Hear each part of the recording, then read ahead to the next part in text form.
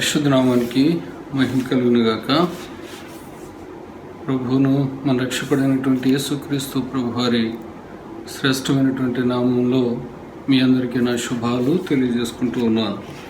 దేవుని వాక్యాన్ని ధ్యానించుకోవడానికి గాను కీర్తనలు 77వ అధ్యాయము 7 నుంచి 10 వచనాలు. కీర్తన గ్రంథం 77వ అధ్యాయము 7 నుంచి 10 వచనాలు. ప్రభు నిత్యము విడనాడున, ఆయన ఇకెన్నడను కటాక్షింపడా, ఆయన కృప ఎన్నటికీ లేకుండా మానిపోయిన, ఆయన సెలవిచ్చిన మాట తరతరములకు తప్పిపోయిన, దేవుడు కటాక్షింప మానిన, ఆయన కోపించి వాత్సల్యత చూపకుండున, అందుకు నేను ఇలాగనుకొనుచున్నాను, మహోన్నతిని దక్షిణ హస్తము మార్పు నొందెను అనుకుంటకు నాకు కలిగిన శ్రమయే కారణము.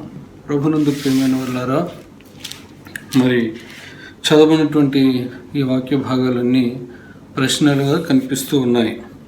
నిజమే, ప్రస్తుతం మనం చూస్తున్నటువంటి ఈ కరోనా విషయాలను, వార్తలను మనం చూస్తూ ఉంటే ఈ ప్రశ్నలన్నీ మనకు ఆలోచనకు వస్తూ ఉంటాయి. ప్రభు ఏంటి, మనను ఇంకా నిత్యం విడిచిపెట్టేసినట్టేనా, ఇంకెప్పుడు కటాక్షించడా, ఆయన ఇచ్చిన మాట ఏమైనా తప్పిపోయాడా, ఆయన కోపం వచ్చి వాత్సల్యత చూపకుండా పోయాడా అని కొన్ని ప్రశ్నలు ఇక్కడ మనం చూస్తూ ఉన్నాం ప్రియులారా. మరి ప్రస్తుతం ఎంత భయంకరమైన పరిస్థితిలో ఉన్నాం. ఈ వ్యాధి, కరోనా వ్యాధి బారిన పడి చాలామంది గుట్టలుగా మరి శవాలు పాతి పెట్టడానికి కూడా చోటు లేక కొలంలో వేసి దహించి వేస్తున్నారు. చాలా భయంకరమైనటువంటి పరిస్థితులు, కుటుంబాలుగా ఒకరొకరు దూరం అయిపోయి కృంగిపోతూ ఉన్నారు. ఆ దేశము ఈ దేశం అని తేడా లేదు, ఆ జాతి ఈ జాతి అని తేడా లేదు. ఈ చిన్న వైరస్ అందరినీ కూడా, ప్రపంచ దేశంలోని అందరినీ కూడా గడగడలాడిస్తూ ఉంది. టీవీ ఆన్ చేస్తే చాలు ప్రియులారా, కరోనా గురించినటువంటి వార్తలే. ఆఖరికి ట్రీట్మెంట్ చేస్తున్నటువంటి ఈ డాక్టర్లు, ఈ నర్సులు, వీళ్ళందరూ కూడా బలైపోతూ ఉన్నారు. చిన్నపిల్లలు, యవనస్తులు చాలామంది ఈ రోగాన బారిన పడి చాలామంది రాలిపోతూ ఉన్నారు. ప్రపంచ దేశాల్లో మరి మనం చూసినట్లయితే ఖండాల మధ్య సంబంధాలు తెగిపోయినాయి, దేశాల మధ్య సంబంధాలు తెగిపోయినాయి, రాష్ట్రాల మధ్య సంబంధాలు తెగిపోయినాయి, పట్టణాల మధ్య సంబంధాలు తెగిపోయినాయి, జిల్లాల మధ్య సంబంధాలు తెగిపోయినాయి, గ్రామాల మధ్య సంబంధాలు తెగిపోయినాయి. ఇంకా ఆఖరికి కుటుంబాలు లేక బంధువుల మధ్య సంబంధాలు కూడా తెగిపోతూ ఉన్నాయి. నేను అనుకుంటున్నాను, ఇక కుటుంబంలో ఉన్నటువంటి వ్యక్తుల మధ్య కూడా ఈ సంబంధాలు తెగిపోయే పరిస్థితులు ఆరంభమయ్యాయి. ఇవి వస్తాయేమో అని కూడా నేను అనుకుంటూ ఉన్నాను ప్రియులారా. చాలా భయంకరమైనటువంటి ఈ నిద్రలేని రాత్రులు, ఎప్పుడు ఏం జరుగుతుందో అని ప్రపంచంలో ఉన్న దేశాలన్నీ కూడా చిరుటాకులుగా వణికిపోతూ ఉన్నాయి ప్రియులారా. ఏంటి ఈ విపత్కర పరిస్థితి? ఇవన్నీ ఆలోచిస్తుంటే, ఈ ప్రపంచంలో ప్రస్తుతం ఉన్నటువంటి ఈ పరిస్థితులన్నింటినీ కూడా ఆలోచిస్తుంటే, మనం చదవనటువంటి వాక్య భాగం ఉన్నటువంటి ప్రశ్నలు సాధారణంగా మన మదిలో మెదులుతూ ఉంటాయి. మరి ఇలాంటి దుస్థితికి, ఇలాంటి భయంకర పరిస్థితులకి ఎవరు కారణం? సృష్టికర్త అయినటువంటి దేవుడా, లేక ఆ దేవునిచే సృష్టించబడినటువంటి మానవుడా అని మనం ఆలోచన చేస్తే, ముమ్మాటికి ఇది మానవ తప్పిదమే. ఇది మానవ తప్పిదమైనప్పటికీ కూడా దేవుడు అనుమతించక తప్పలేదని మనం చెప్పవచ్చు. ఆయన తన కనుదృష్టిని ప్రక్కకు తిప్పుకోక తప్పలేదని మనం చెప్పవచ్చు. ఖచ్చితంగా మానవుడు చేసినటువంటి ఈ కఠోరమైనటువంటి తప్పిదాలకు, మారని కఠిన హృదయాల పట్ల దేవుడు చూపిస్తున్నటువంటి ఉగ్రత అని, కేవలము ఇది దేవుని ఉగ్రత మాత్రమే అని మనం ఆలోచించాలి ప్రియులారా. ఇంకా ఇది ఉగ్రతే, కానీ ఇంకా ముందుంది, అది మహోగ్రత ప్రియులారా.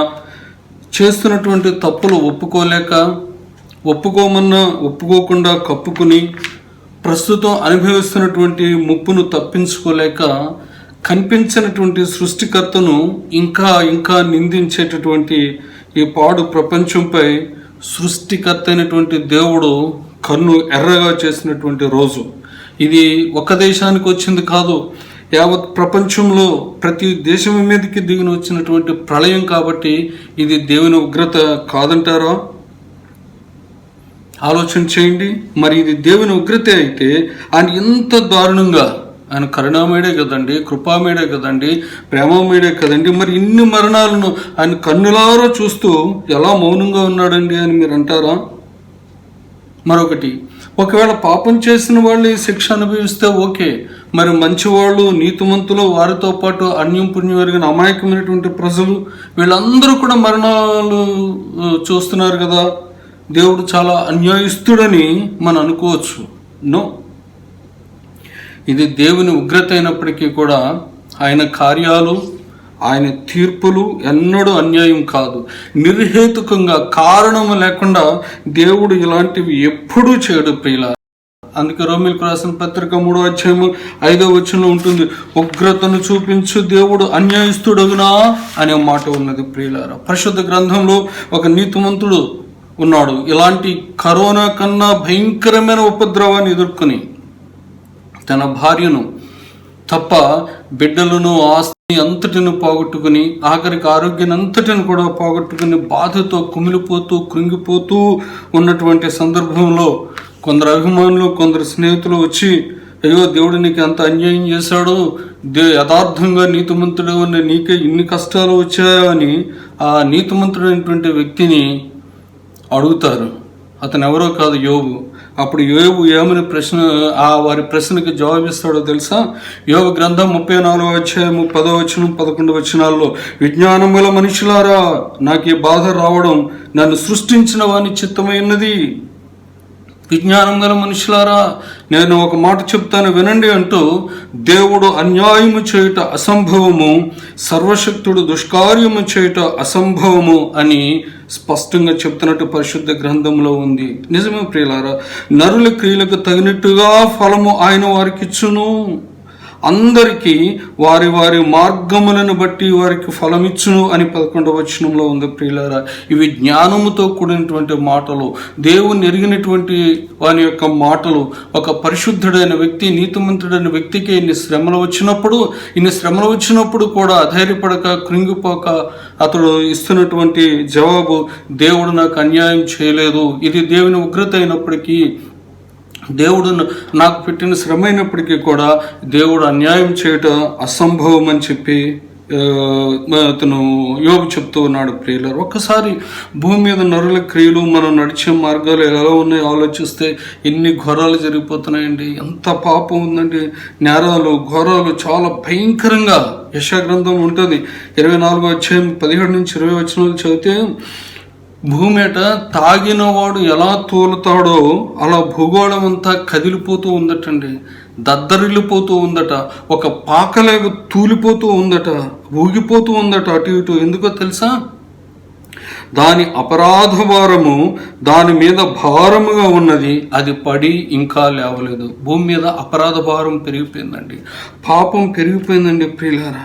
భక్తి అయితే పెరిగిపోతూ ఉంది, ఎంతో పాపం పెరిగిపోతూ ఉంది, విచ్చలు పెడతాను, భక్తి అయితే పెరిగిపోతుంది, కానీ భయం తగ్గిపోయింది ప్రియులారా భూమి మీద. అందుకే ప్రసంగి గ్రంథం 8వ అధ్యాయం 11వ వచనంలో ఉంటుంది, దుష్క్రియకు తగిన శిక్ష శీఘ్రముగా కలుగకపోవుట చూచి, దుష్క్రియకు తగిన శిక్ష శీఘ్రముగా కలుగకపోవుట చూచి మనుష్యులు భయము విడిచి హృదయపూర్వకంగా దుష్క్రియలు చేస్తారు. ప్రస్తుతం అదేంటి, భూమి మీద ప్రతి మనిషి కూడా తప్పు చేస్తున్నారు, ఎన్నో రేపు మానభంగాలు చేస్తున్నారు, హత్యలు చేస్తున్నారు. శిక్షలు వెంటనే పడకపోవడం చూచి మనుషులు భయాన్ని విడిచిపెట్టేస్తున్నారు. భయాన్ని విడిచిపెట్టేసి హృదయపూర్వకంగా, ఇష్టపూర్వకంగా వాళ్ళు తప్పులు చేస్తూ ఉన్నారు ప్రియులారా. ఇంకా మనం భూమి మీద జరిగిన పరిస్థితులు కనుక మనం ఆలోచిస్తే, హోషేయ గ్రంథము 4వ అధ్యాయం 7వ వచనంలో ఉంటుంది కదా, తమకు కలిమి కలిగిన కొలది వారు నా యెడల అధిక పాపం చేసిరి. వారి కలిమిని బట్టి, వారి జ్ఞానాన్ని బట్టి, వారికి కలిగిన ఐశ్వర్యాన్ని బట్టి దేవుడు ఎంతో ఆశీర్వదిస్తాడు, ఎంతో అభివృద్ధినిస్తాడు, వారికి ఎంతో మంచి పేరుంటాడు. కానీ దేవుడు అంటే ఒక కేర్లెస్నెస్ వచ్చేసి, విచ్చలవిడితనం వచ్చేసి ప్రియులారా చాలా భయంకరంగా తమకు కలిగిన కొద్దీ దేవుని యెడల అధిక పాపం చేస్తారట. ఎదిగే కొద్దీ ఒదిగి ఉండాల్సింది బదులు దేవుని మీదే తిరుగుబాటు. ఇంకా వాళ్ళ ఇష్టానుసారంగా, నా డబ్బు నా ఇష్టం, నా ఐశ్వర్యం నా ఇష్టం, నా జ్ఞానం నా ఇష్టం, నా బలం నా ఇష్టం, నేను ఏదైనా చేసుకుంటాను అని తమకు కలిగిన కొద్దీ, జ్ఞానం కలిగిన కొద్దీ, విద్య కలిగిన కొద్దీ ఐశ్వర్యం కలిగిన కొద్దీ వాళ్ళు ఇష్టం వచ్చినట్టు పాపంలో పెరుగుతూ వాళ్ళు దేవుని ఎదుట అధిక పాపం చేసిరి అని ఉంటుంది. ఇంకా ఏమనుకుంటున్నారట, 12వ అధ్యాయం 8వ వచనంలో చూస్తే వాళ్ళు అనుకుంటున్నారట, నేను ఐశ్వర్యవంతుడనైతిని, నాకు బహు ఆస్తి దొరికింది, నా కష్టార్జితములో దేనిని బట్టి శిక్షకు తగిన పాపము నాలో ఉన్నట్టు ఎవరును కనపరచలేరు అనుకుంటున్నాడు. పాపం చేస్తున్నాడు తన డబ్బును బట్టి. నా కష్టార్జితం ఇది, నా ఇష్టం వచ్చినట్టు నేను తింటాను, తాగుతాను, నా ఇష్టం వచ్చినట్టు ఎగురుతాను అని నేను ఏ పాపం చేస్తున్నాను? నా సొంత డబ్బుతో కదా, నా కష్టార్జితంలో దేన్ని బట్టి కూడా శిక్షకు తగిన పాపం నాలో ఉన్నట్టు ఎవడు కనపరచలేడు, ఎవడు నా పాపాన్ని చూడలేదు, నా ఇష్టం వచ్చినట్టు నేను బ్రతుకుతానని మనుషులు ఉన్నారట. ఈరోజు అదే జరుగుతూ ఉన్నది ప్రియులారా.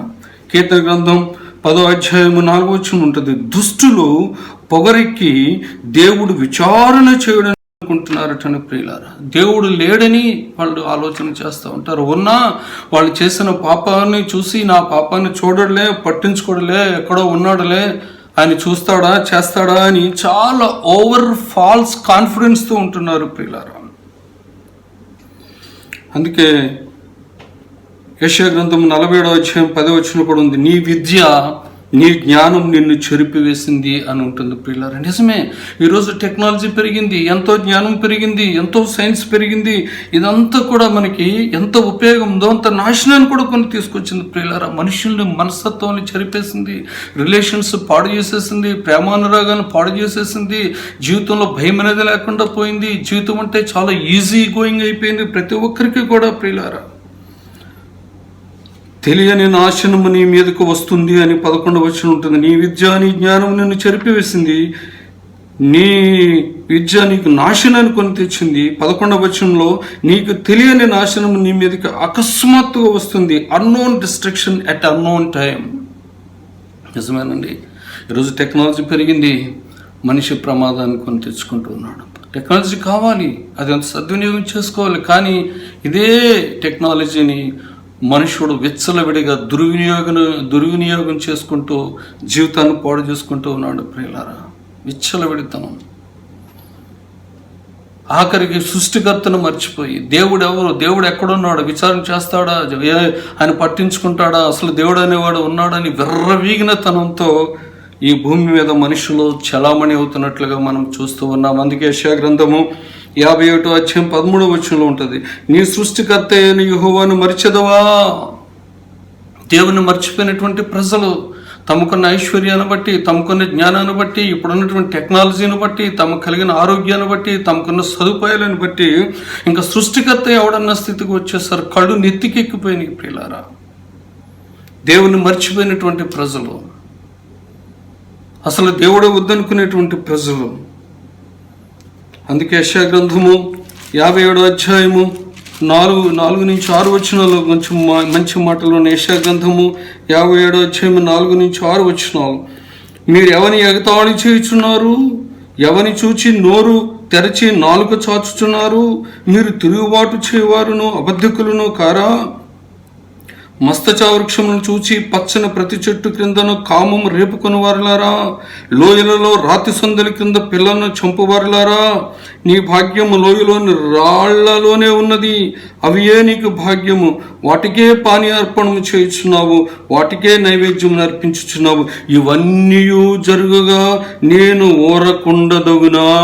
ఇన్ని వేషాలేస్తున్న నిన్ను చూసి, నీ ఇష్టం వచ్చినట్టు నువ్వు బ్రతకడం చూసి, జీవములేని వాటిని ఆరాధన చేసే నిన్ను చూసి, ఎక్కడ పడితే అక్కడ వ్యభిచారం చేసే నిన్ను చూసి, నీ ఇష్టం వచ్చినట్టు బ్రతుకుతున్న నిన్ను చూసి నేను ఊరుకుంటానా, అసలు ఊరుకోవడం తగునా అని అంటున్నాడు ప్రియులారా. ఎంత కోపం వస్తుంది దేవునికి. మానవుల యొక్క ఆ పరిస్థితిని చూసి, మానవుల యొక్క చర్యలను చూసి దేవునికి, సృష్టికర్త అయినటువంటి దేవునికి ఆగ్రహం వస్తున్నట్లుగా మనం చూస్తూ ఉన్నాం ప్రియులారా. ఇంకో మాట ఉంది, ఇర్మీయా గ్రంథము 12వ అధ్యాయం 4వ వచనంలో, నరుల చెడుతనమును బట్టి ఆయన అందమైన సృష్టి అయినటువంటి పక్షులు, జంతువులు ఇవన్నీ సమసిపోతున్నాయని దేవుడు కోపంతో అంటున్నాడు. చూడండి, ఇర్మీయా గ్రంథము 16వ అధ్యాయము 12వ వచనములో, ఇర్మీయా గ్రంథము 16వ అధ్యాయము 12వ వచనము, ప్రియులారా, ఆలకించుడి, మీరందరూ నా మాట వినకుండా కఠినమైన మీ దుష్ట హృదయ కాఠిన్యము చొప్పున నడుచుకొనిచున్నారు. మీరు మీ పితరుల కంటే విస్తారముగా చెడుతనము చేసి ఉన్నారు అని చెప్తూ ఉన్నాడు. 12వ అధ్యాయము 4వ వచనంలో చూడండి, దేశంలో నివసించు వారి చెడుతనము వలన జంతువులను పక్షులను సమసిపోవచ్చున్నవి. పితరుల కంటే ఎక్కువ చెడుతనం, మన ఫోర్ ఫాదర్స్ కన్నా భయంకరమైన పాపం. మన పూర్వీకులు చాలా బెటర్, కానీ రాను రాను రాను రాను రాను రాను పాపం విచ్చలవిడి, చెడుతనం పెరిగిపోయి హృదయం అంతా పాడైపోయి భూమిని మొత్తం పాడు చేసి పాడేస్తారండి ప్రియులారా. అందుకే air pollution, water pollution, sound pollution, అన్ని పొల్యూషన్లే. కారణం ఏంటి? స్పిరిచువల్ పొల్యూషన్ వచ్చేసింది, ఆధ్యాత్మిక పొల్యూషన్ వల్ల ప్రియులారా. ఈ మానవుని యొక్క చెడుతనం వల్ల భూమి మీద ఉన్నటువంటి దేవుని అందమైన సృష్టి అయినటువంటి పక్షులు, ఈ జంతువులు, ఈ మూగజీవులు అన్నీ కూడా సమసిపోతూ ఉన్నాయని చెప్పి దేవుడు కోపంతో చెప్తూ ఉన్నాడు ప్రియులారా. నరుల చెడుతనం, పరిశుద్ధత లేదు, పవిత్రత లేదు. ఎంత ఘోరం అండి ప్రియులారా. పాపం విస్తరిల్లిపోయింది, పాపరాధ భారం పెరిగిపోయింది, భూమి దద్దరిల్లుతూ ఉన్నది, భూమి పాకలేక ఊగిపోతూ ఉన్నది. ఎప్పుడు కూలిపోతుందో తెలియదు, దేవుని కోపం ఎప్పుడు రగులుకుంటుందో తెలియదు. దేవుడు చూస్తున్నాడు చూస్తున్నాడు చూస్తున్నాడు చూస్తున్నాడు. భూమి మీద నరుల చెడుతనం పెరిగిపోయింది ప్రియులారా. నేను అనుకుంటాను, విశ్వాసమైనటువంటి మనం కూడా ఒక ప్రశ్న వేసుకోవాలి. ఓన్లీ అన్యులేనా, దేవుని ఎరిగినటువంటి వారైనా దేవునికి కోపం రప్పించింది అని ఆలోచన చేస్తే నో, అన్యులే కాదు, రక్షణ పొందిన విశ్వాసులు, సేవకులు, ప్రవక్తలు, అధిపతులు అందరూ కూడా ప్రియులారా దేవునికి కోపాన్ని రప్పిస్తూ ఉన్నారు. ఈ కరోనాకి కారణం మనం కూడా, మన యొక్క కాంట్రిబ్యూషన్ కూడా ఉంది ప్రియులారా. విశ్వాసుల కాంట్రిబ్యూషన్ ఉంది, సేవకులు, ప్రవక్తలు అందరూ కూడా ఉన్నది ప్రియులారా. అసలు దేవునికి ఎంత కోపం రాజుకుంది అంటే కారణం సర్వమానవులు, అన్యులే కాదు, దేవుని ఎరిగిన బిడ్డలు కూడా. చూద్దామా? ఒక భయంకరమైన భాగాన్ని నేను మీకు చూపిస్తాను చూడండి. యెహెజ్కేలు గ్రంథము 22వ అధ్యాయము 24 నుంచి 31 వచనాలు నేను చదువుతాను చూడండి. 24వ వచనం నుంచి 22వ అధ్యాయం. నరపుత్రుడా, యెరూషలేమునకు నీ మాట ప్రకటించు, నీవు పవిత్రము కాని దేశము అయి ఉన్నావు. ఓ నరపుత్రుడా, నీ దేశంలో పవిత్రత లేదు. నేను చూస్తున్నాను, చాలా సంవత్సరాలుగా కనిపెడుతున్నాను, నీ దేశంలో పవిత్రత కలుగుతుందని చూస్తున్నాను. నరపుత్రుడా, నువ్వు పవిత్రము కాని దేశము అయి ఉన్నావు. ఈ మాట ప్రకటించు ప్రతి దేశానికి, నువ్వున్న దేశానికి నువ్వు ప్రకటించు. ఉగ్రత దినమందు నీకు వర్షము రాదు, అందులో ప్రవక్తలు కుట్ర చేయుదురు.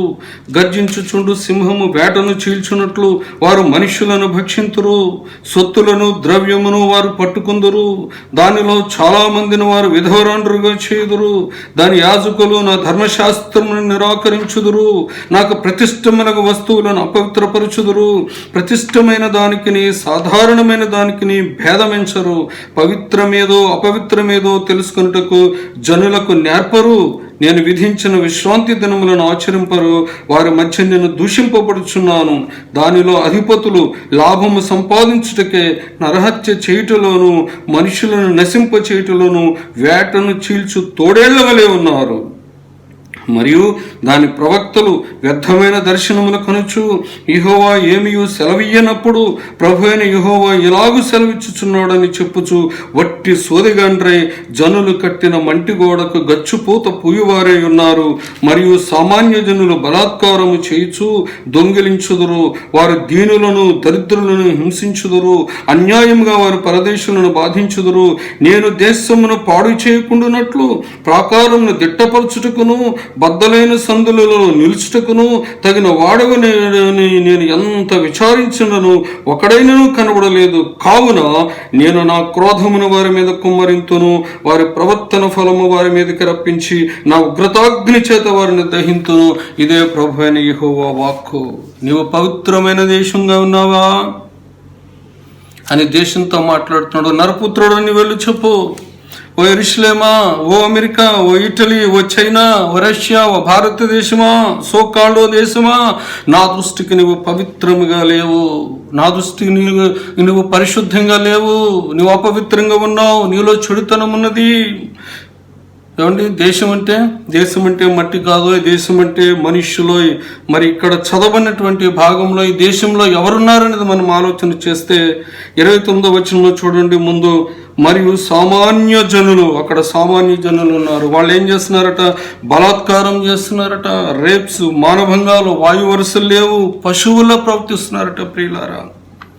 వీళ్ళు దొంగతనాలు చేస్తున్నారట, దోపిడీలు, మారణకాండ, ఏమండి ధనం కోసం లేకపోతే ఇతరుల వస్తువుల కోసం దోపిడీలు చేస్తున్నారు, హత్యలు చేస్తూ ఉన్నారు, దీనులను దరిద్రులను హింసిస్తున్నారట, అన్యాయముగా వారి ప్రదేశాన్ని బాధిస్తూ ఉన్నారట. ప్రేమలు చల్లారిపోయి, కుటుంబాల మధ్య ప్రేమలు చల్లారిపోయినాయి, రిలేషన్స్ పోయినాయి, వాయువరుసలు పోయినాయి, బలాత్కారాలు, వ్యభిచార తలంపులు, అన్యాయంగా దోచుకోవడాలు, దొంగతనాలు, వ్యభిచారం, ఎక్కడ చూసినా ఇవే ఉన్నాయని చెప్తున్నాడు. దేశమా, నీలో ఉన్న సామాన్య ప్రజలు ఎలా ఉన్నారో తెలుసా? ఎంత పాపంతో నిండి ఉన్నారో. బలాత్కారము, బలాత్కారము, బలాత్కారము. అంతేనా? 27వ వచనంలో చూడండి, ఇంకో రకమైన ప్రజలు ఉన్నారు చూడండి. 27వ వచనంలో, దానిలో అధిపతులు, ఆఫీసర్స్ అండ్ అఫీషియల్స్, లాభము సంపాదించుటకై వీళ్ళ లాభ సంపాదనలు, ధనాపేక్ష, లంచగొండులుగా ఈ ధనం కోసం ఏదైనా చేయగలరు. ధనాన్ని దైవంగా కొలుస్తూ ఈ లాభం సంపాదించుకోవడం కోసం నరహత్య చేస్తారట, వీళ్ళు చంపుతారటండి ప్రియులారా. అవునండి, తండ్రిని చంపే కొడుకులు ఉన్నారు, ఆస్తి కోసం తల్లిని చంపే పిల్లలు ఉన్నారు, అన్నదమ్ముల మధ్య హత్యలు, కట్నం కోసం భార్యని చంపే భర్తలు, ఎంత నరహత్యలు అండి. లాభ సంపాదన కోసం, డబ్బు కోసం, ఐశ్వర్యం కోసం. ఏమండి, వ్యాపారస్తులు అంటారు కస్టమర్లని దేవుళ్ళుగా కొలుస్తారు, మా కస్టమర్ల దేవుళ్ళు అని అంటారు ప్రియులారా. వీళ్ళకి లాభం ప్రతి దానిలోనే కావాలి, లేకపోతే ఎసిడిటీతో చచ్చిపోతారు. వాళ్ళకున్న ధనాన్ని ఏం చేయాలో సామాన్యులకు అధిక వడ్డీతో ఇచ్చి వాళ్ళని నాశనం చేస్తూ ఉన్నారు ప్రియులారా. వాళ్ళ పొట్టలు కొడుతూ ఉన్నారు ప్రియులారా. మనుషుల్ని నాశనం చేస్తూ ఉన్నారట. నాశనం చేయడంలో వేటను చీల్చు తోడేలవలే ఉన్నారట. అధికార దుర్వినియోగంతో, లంచగొండితనంతో, తీర్పులు తారుమారు చేస్తూ, స్థలాల విషయంలో, సెటిల్మెంట్ విషయంలో రౌడీజం, గుండాజం చేస్తూ మనుషుల్ని నాశనం చేస్తూ ఉన్నారట ప్రియులారా. వేటను చీల్చే తోడేళ్ళలా పీక్కుని తింటారట మనుషులని వీళ్ళ ప్రియులారా. అధికారుల పొగరు అణిచివేయబడుతుందని కీర్తన 76:12 ఉంటుంది. ఓ దేశమా, నీలో ఉన్న సామాన్య ప్రజలు అపవిత్రంగా ఉన్నారు, నీలో ఉన్న అధిపతులు అపవిత్రంగా ఉన్నారు. అలాగే చూడండి 25వ వచనంలో ఇంకొక గ్యాంగ్ ఉంది. 25వ వచనంలో, ఉగ్రత దినముందు నీకు వర్షము రాదు, అందులో ప్రవక్తలు కుట్ర చేయుదురు. ప్రవక్తలు ఉన్నారు అక్కడ. ప్రవక్తలు అంటున్నాడు, కుట్రలు చేస్తున్నారట ప్రవక్తలు ప్రియులారా. మనుషులను భక్షిస్తారట వీళ్ళు. గర్జించే సింహము వేటను చీల్చినట్లు సొత్తులను, ద్రవ్యాలను వాళ్ళు పట్టుకుంటున్నారట ప్రియులారా. అవునండి, చాలా మందిని విధవరాండ్రుగా చేస్తున్నారట. 28వ వచనం ఉంటుంది, వ్యర్థమైన దర్శనాలు కంటూ ఇదిగో దేవుడే చెప్తున్నాడని చెప్పి వాళ్ళు మాట్లాడుతూ ఉంటారట. వీళ్ళు వట్టి సోదెగండ్రు. జనులు కట్టిన మంటికి గోడకు గచ్చు పూత పూసేటటువంటి వారట ప్రియులారా. నిజమేండి, ఈ దినాల్లో కూడా క్రైస్తవ సంఘాలు దొంగ ప్రవక్తలు బయలుదేరిపోయి ప్రజలను దోచేసుకుంటున్నారు డబ్బు కోసం. వారి సొమ్ములను గర్జించే సింహాల్లాగా పెద్ద పెద్ద రంకెలు వేసి సోది భాషలు మాట్లాడుతూ ఊగిపోయి పూనకాలు వచ్చినట్లు ప్రజల యొక్క బలహీనతను సొమ్ము చేసుకుని ప్రవక్తగా చలామణైపోయి ప్రియులారా చాలా దారుణంగా ప్రవర్తిస్తూ ఉన్నారు. ఈ మధ్యకాలంలో ఒకసారి నేను వీడియోలో చూశాను ప్రియులారా. అతడు ప్రవక్త అంటూ విశ్వాసులు అక్కడ ప్రార్థనలు నిలబెట్టి బూటి కాలుతో అతను ముఖాల మీద ఊపుతూ ఉన్నాడండి. వీడేంపించే ప్రవక్త అండి వీడు. తల మీద చేయి పెట్టి బలంగా నెట్టేసే ప్రవక్తలు ప్రియులారా. మూలిమాయిగాళ్ళు, నోటితో గాలి ఊదే గాలి ప్రవక్తలు, నీళ్లు చల్లి నీళ్ల ప్రవక్తలు, బూడిద చల్లే బూడిద ప్రవక్తలు, సోది చెప్పే సోది ప్రవక్తలు.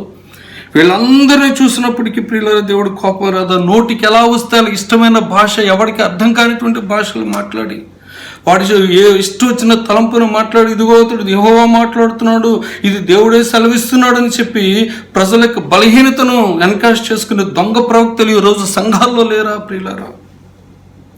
ఏదో బలహీనత ఉందని చెప్తాడు, వచ్చి దానికి గచ్చిపోతూ చూస్తారు, కోటింగ్ వేస్తారు ప్రియులారా. దానికి ఇంకా మాయ మాటలు చెప్పి ప్రజల్ని ఇట్టే వశపరుచుకుంటున్నారు.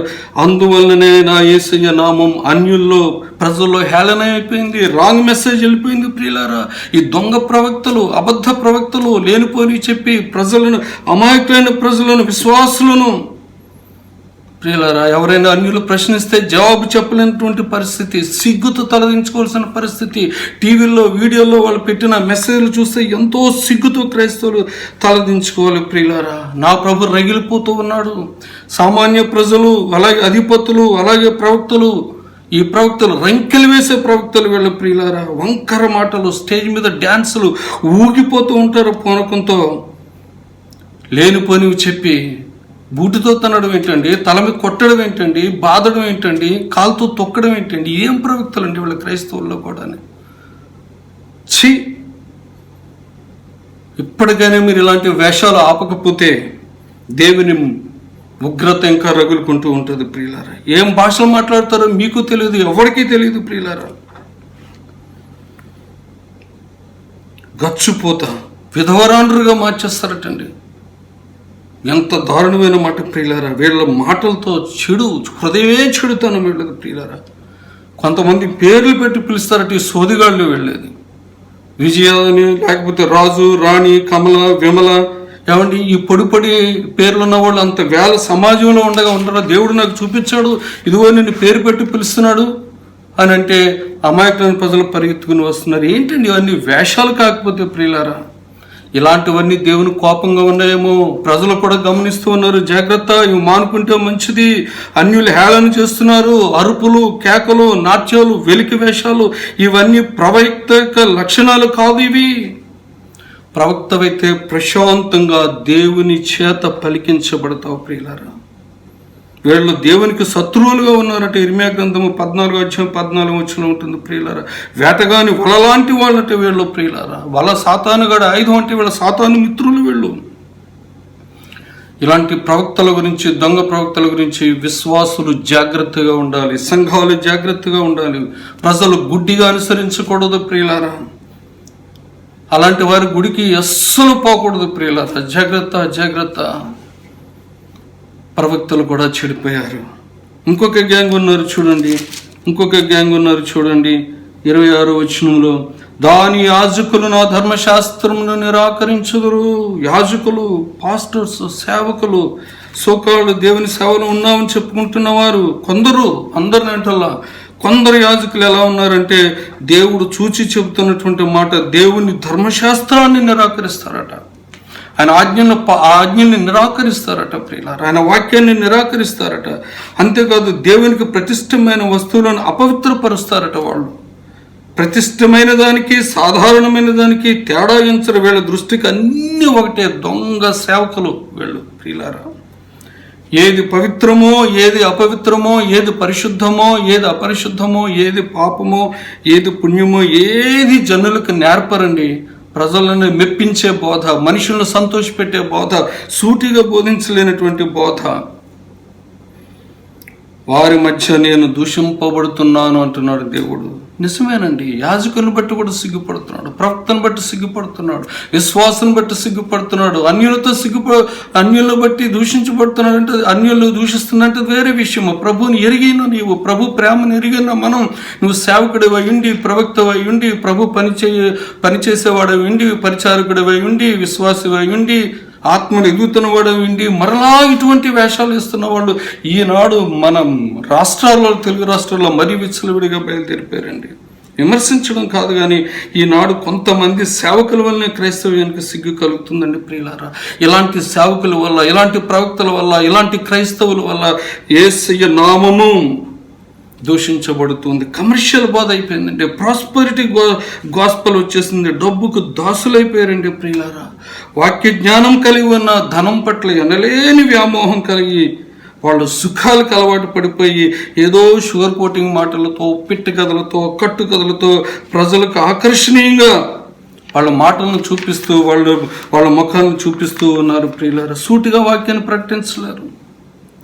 జనులకు సత్య సంబంధమైన జ్ఞానాన్ని నేర్పరు. రక్షణలోనికి, పశ్చాత్తాపంలోనికి, మారు మనసు సంబంధమైన పశ్చాత్తాపంలోనికి వీళ్ళు నడిపించలేరు ప్రియులారా. వాళ్ళు మందను చూసి అతిశయిస్తారు, మందిరాన్ని చూసి అతిశయిస్తారు, మంద ద్వారా వచ్చే ఆదాయం ముందు అతిశయిస్తారు ప్రియులారా. చాలా విచారం ఏంటంటే ఈ మధ్య కొంతమంది స్వచ్ఛమైన వాక్యం కావాలంటే మా మందిరానికి రండి. ఏంటండి ఆ మాటలు? వాక్యం ఎప్పుడు స్వచ్ఛమైందే. సేవకులారా ఈ మాట మానుకోండి. స్వచ్ఛమైన వాక్యం ప్రతి సేవకుడు అందిస్తాడు. ఎక్కడో అది వాక్యం ఎప్పుడు స్వచ్ఛమైనదే ప్రియులారా. ప్రజలను ఆకర్షించే ప్రయత్నం చేస్తారు. రండి, ప్రతి ఆదివారం మా గుడిలో 5 ఆరాధనలు జరుగుతున్నాయి, 5 లక్షల పైగా ఆరాధిస్తున్నారు, రండి అని ఆర్భాటపు అడ్వర్టైజ్మెంట్లు. ఇతరుల మందలోని గొర్రెలను దొంగిలించే దొంగ సేవకులు, దొంగలు వీళ్ళ ప్రియులారా. వ్యాపారం, దేవుని మందిరాన్ని వ్యాపారంతో నింపేసి షాపింగ్ కాంప్లెక్స్గా మార్చేసే సేవకులు లేరా ఈ రోజుల్లో? ప్రతి దానికి ధనంతో ముడిపెడతారు. సేవకుడితో ఫోటో కావాలంటే డబ్బులు, సేవకుడితో భోజనం చేయాలంటే డబ్బులు, సభ్యత్వం, అదే ఇదని వాళ్ళకి క్వాంటిటీ ప్రధానం, మనీ ప్రధానం ప్రియులారా. అంతేగాని వాళ్ళ మందిరంలో ఎన్ని గొర్రెలు ఉన్నాయో తెలియదు, ఎన్ని గొర్రెలు రక్షించబడ్డాయో తెలియదు, ఎన్ని గొర్రెలు ఆయన రక్షించగలిగాడో ఇంతవరకు అనేది అతనికి తెలియదు ప్రియులారా. చీపాడు బ్రతుకు ప్రియులారా. దేవుని మందిరంలో విగ్రహాలు, అరటి పండ్లు పెట్టి అగరొత్తులు వెలిగించి యేసు ప్రభు ఫోటోలకు పూజలు చేసి తీర్థాలని, మేళాలని పెడుతూ ఉన్నారండి ఈ రోజుల్లో క్రైస్తవ దేవాలయాలను పెట్టి ప్రియులారా.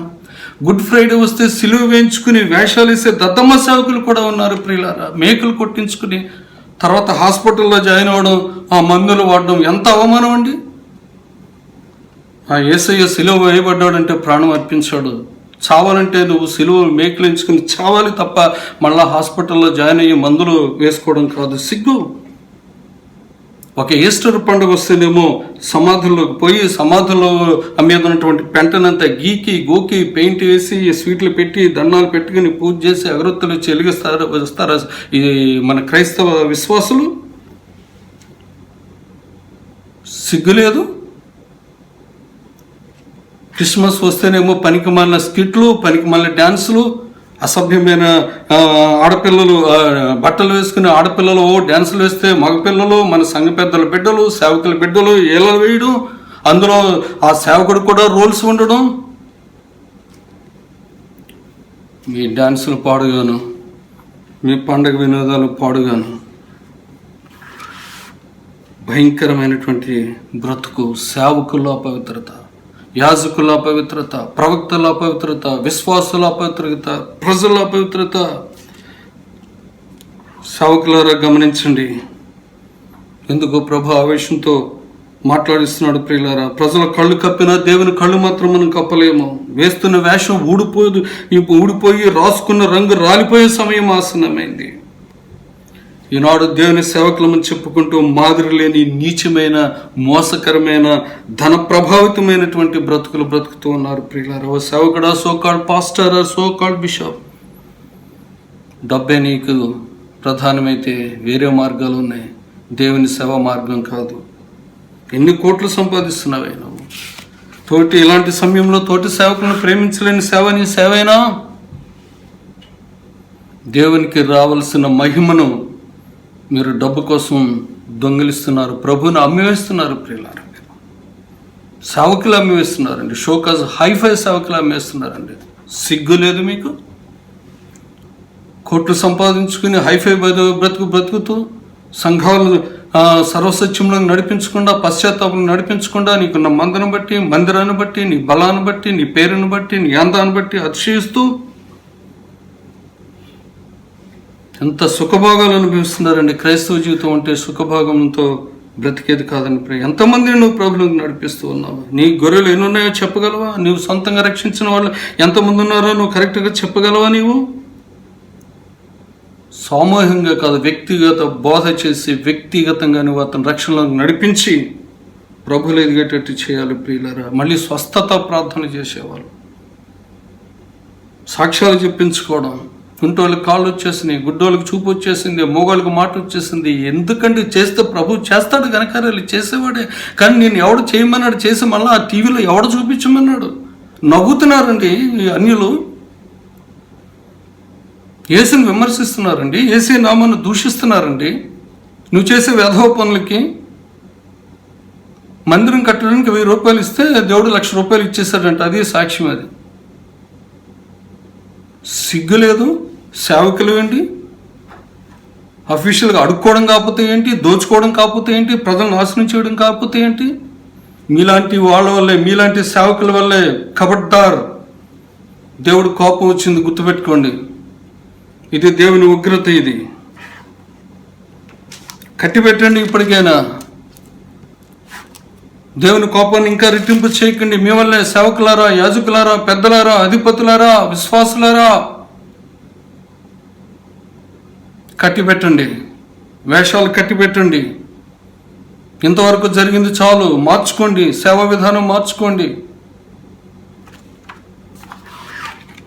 ఇంకొక గ్యాంగ్ ఉన్నారు చూడండి 30వ వచనంలో.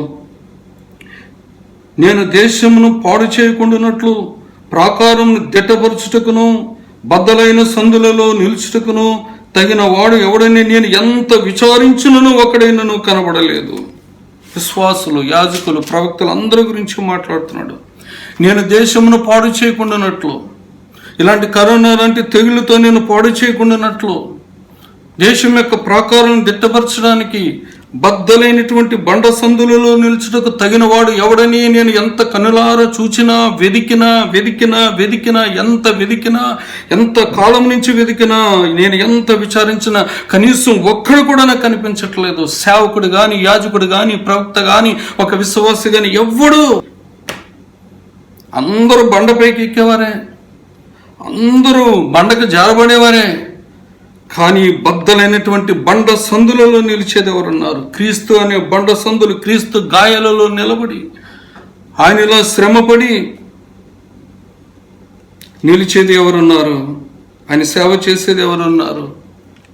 తన సిలువను మోసుకుని, తను ఉపేక్షించుకుని, శరీరాన్ని నలగొట్టుకుని, శ్రమలకు నిలబడి, నిందలకు నిలబడి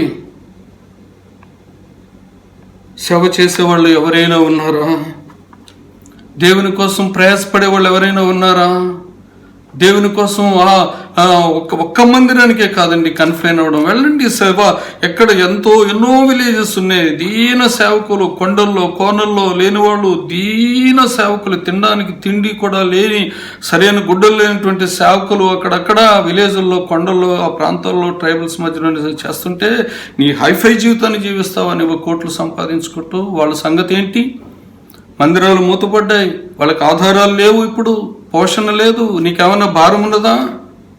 ఎంతమంది ఉన్నారో సేవకులను లెక్కించి నువ్వు సంపాదించిన కోట్ల ధనములో కొంతైనా నువ్వు వారికి పంపించేది ఉందా? అంతేగా నీ సంఘానికి చెందిన సేవకుల్ని నువ్వు పట్టించుకుంటే ఏమి సేవ? నీ బోడి సేవ. నిన్ను నువ్వు ఉపేక్షించుకో. సుఖ క్రైస్తవులు, ఈజీ చైర్ సేవకులుగా మనం ఉండొద్దండి. దేవుని పని వెళ్దాం, గ్రామాల్లోకి వెళ్దాం, కొండల్లోకి వెళ్దాం, కోనల్లోకి వెళ్దాం, విస్తారంగా పని చేయాలి. ఇలాంటివన్నీ యాజకుల్లో పవిత్రత లేదు, ప్రవక్తల్లో పవిత్రత లేదు, పాస్టర్లో పవిత్రత లేదు, విశ్వాసుల్లో పవిత్రత లేదు, ప్రభు కోసం శ్రమపడే వాళ్ళు ఎవరు లేరు, ప్రజలేమో బలాత్కారులే ఉన్నారు, పాపంతో నిండిపోయింది. ఇలాంటివన్నీ భూమి మీద ఇంతవరకు జరగడం దేవుడు చాలా శాంతంతో, దీర్ఘశాంతంతో కనిపెట్టి కొంతమంది నిష్టగల దైవజనుల చేత హెచ్చరింపబడినప్పటికీ, బోధించబడినప్పటికీ రోషము కలిగిన కొంతమంది దైవజనులు ఉన్నారు. వారిని గద్దించినప్పటికీ మారకుండా, వాళ్ళ విధానాన్ని మార్చుకోకుండా, ప్రియులారా, తమ కఠినత్వంతో, మూర్ఖత్వంతో సుఖానికి అలవాటు పడిపోయి, డబ్బుకు అలవాటు పడిపోయి, దేవుని సేవని వ్యాపారంగా సరళిగా మార్చుకుని అందుకే మూతలు పడ్డాయి. ఇప్పుడు 20 మంది ఉన్న మందిరం ఒకటే, 2 లక్షల మంది ఉన్న మందిరం ఒకటే. మూతపడ్డాయి. దేవునికి ఉగ్రత వచ్చింది. అగ్ని రాజుకోవడం మొదలెట్టిందంటే ఒక చిన్న నిప్పును భూమి మీద పడేసాడంతే. ప్రియులారా, ఈ కరోనా ఉగ్రతలో దేవుని ప్రమేయం ఉంది ఖచ్చితంగా. ప్రియులారా, ఇలాంటి సిచ్యువేషన్లు రావడానికి కారణం దేవుని హస్తం కూడా ఉన్నది. అనుమతించాడు ఆయన, ముఖం తిప్పుకున్నాడు ఆయన కనుదృష్టిని పక్కకు మరల్చాడు. ప్రియులారా, దేశమా నీవు అపవిత్రమై ఉన్నావని చెప్పు నరపుత్రుడా. అందరూ సామాన్య ప్రజలు, విశ్వాసులు, యాజకులు, ప్రవక్తలు, పెద్దలు, అధికారులు అందరూ కూడా ప్రియులారా. అందుకే దేవుడు జస్ట్ ఆయన కోపాన్ని, శాంతమూర్తి అనేటువంటి ఆయన కోపం రాజుకుంది అంతే ప్రియులారా, రగులుకోలేదు, ఇంకా జస్ట్ రాజుకొని నిప్పు పడేసాడు అంతే. ఇలాంటి సిచ్యువేషన్లో ఒక రోషం కలిగిన క్రైస్తవుడిగా, పౌరుషం కలిగిన క్రైస్తవుడిగా, క్రీస్తుని ధరించుకున్నటువంటి మనం ఆయన కృపతో ఇంకా ఆరోగ్యంగా సజీవంగా ఉన్న మనం ఏం చేయాలి? ఒక్కటే ఆయుధం, ఒక్కటే పరిష్కారం, ప్రార్థన. ఏమని చేస్తున్నాం ప్రార్థన? దేవా ఈ కరోనా నిర్మూలించే, భస్మం చేసే, తీసే, దాన్ని తొలగించే అని చేస్తున్నామా? నేను అనుకుంటాను ఇట్స్ నాట్ కరెక్ట్. చాలా దినాల నుంచి చాలామంది దైవజనులు ఈ కరోనాను తొలగించేమని చేస్తున్నారు ప్రియులారా, మంచిదే. కానీ మన ప్రార్థన విధానంలో కొంచెం ఒక మార్పు రావాలని దేవుడు నాకు ఇచ్చిన తలంపు. యేసు ప్రభువారు శిలువ మరణానికి ముందు గెత్సెమనే తోటలో ఎంత వేదనతో కన్నీటితో తండ్రికి చేసిన ప్రార్థన మనం గుర్తు తెచ్చుకోవాలి. తండ్రి, నీ చిత్తమైతే ఈ గిన్నెను నా యొద్ద నుంచి తొలగించు, అయినను నీ చిత్తమే సిద్ధించును గాక అని ప్రార్థన చేశాడు ప్రియులారా. మరి ఈ వ్యాధి వెనుక, ఈ తెగులును అనుమతించడానికి వెనుక దేవుని చిత్తం ఏంటో మనం తెలుసుకోవాలి కదా. నీ చిత్తం నెరవేరునుగాక అనే విషయంలో మనం ప్రార్థన చేయాలి కదా. యెషయా 42:3 ఉంటుంది, మేము నడవాల్సిన మార్గము, మేము చేయాల్సిన కార్యమును మాకు తెలియచేయవా ప్రభు అని మనం ప్రార్థన చేయాలి. ఇలాంటి సమయాలలో కరోనాను తీసే, నిర్మూలించే, భస్మం చేసే అని చేసే ప్రార్థన దేవుడు వినడు ప్రియులారా. ఇలాంటి సమయాలలో మన క్రైస్తవ సంఘాలలోని విశ్వాసుల యొక్క ప్రార్థన విధానం మారాలి. దేవుని చిత్తం అడిగి, తెలుసుకొని, గ్రహించి ప్రార్థించాలి. ఈ తెగులను అనుభవిస్తున్న వారి కోసం ప్రార్థించాలి, మిగిలిన ప్రజలందరి కొరకు ప్రార్థించాలి ప్రియులారా. దావీదు ఒకసారి తన శత్రువులకి వ్యాధి వచ్చినప్పుడు, ఒక ఊరిలోకి వ్యాధి వచ్చినప్పుడు, కీర్తన 35:13 ఉంటుంది, వారు వ్యాధితో ఉన్నప్పుడు గోనెపట్ట కట్టుకుంటుని, ఉపవాసము చేత నా ప్రాణమును ఆయాసపరుచుకుంటుని. ఎవరున్నారండి ఇలా ప్రార్థించేవాళ్ళు? గోనెపట్ట కట్టుకుంటుని, ఉపవాసము చేత. తిండి ఎలా తినబుద్ధి వస్తుందండి ఇలాంటివి జరుగుతుంటే? ఏసీ రూమ్లో కూర్చుని హ్యాపీగా ఎంజాయ్ చేస్తూ మన డబ్బులతో కావాల్సినవి కొనుక్కుంటూ, ప్రియులారా, ఉపవాసము చేత నా ప్రాణమును ఆయాసపరుచుకుంటుని. అలాంటి ప్రార్థించే విశ్వాసులేరి, సేవకులేరి, సోకాల్డ్ ప్రవక్తలేరి, సోకాల్డ్ బిషప్లేరి, అందరూ హైఫై జనాలే, హైఫై సేవకులే, హైఫై విశ్వాసులే, సుఖభావ సేవకులే ప్రియులారా. దేవా, అసలు నీ చిత్తం ఏంటి అని మనం ప్రార్థించామా ఎప్పుడైనా? మన పాపములు విస్తరించి ఉండగా, మన దోషాలను బట్టి నేను నీకు కఠిన శిక్ష చేసి ఉన్నాను, గాయపరిచి ఉన్నాను, నీ గాయాలకి చికిత్స లేదని ఇర్మియా గ్రంథంలో చెప్తూ ఉంటాడు ప్రియులారా. ఆయన కోపం వచ్చింది. కరోనా నిర్మూలించు, రూపుమాపైన ప్రార్థిస్తున్నామే తప్ప, అయ్యో నేను చేసిన తప్పేంటి, మేము చేసిన తప్పేంటి, మా అపరాధములేంటి, ఎందుకు వచ్చింది దేవునికి ఇంత కోపం, అని కోపం రావడానికి కారణం ఏంటి అని మనం విమర్శ చేసుకుని పశ్చాత్తాపడేవారు ఎవరైనా ఉన్నారా? ఇర్మియా గ్రంథం 8:5 అంటాడు, నేను చెవియొగ్గి వారి మాటలు విని ఉన్నాను, పనికి మాలిన మాటలు వారు ఆడుకొనుచున్నారు.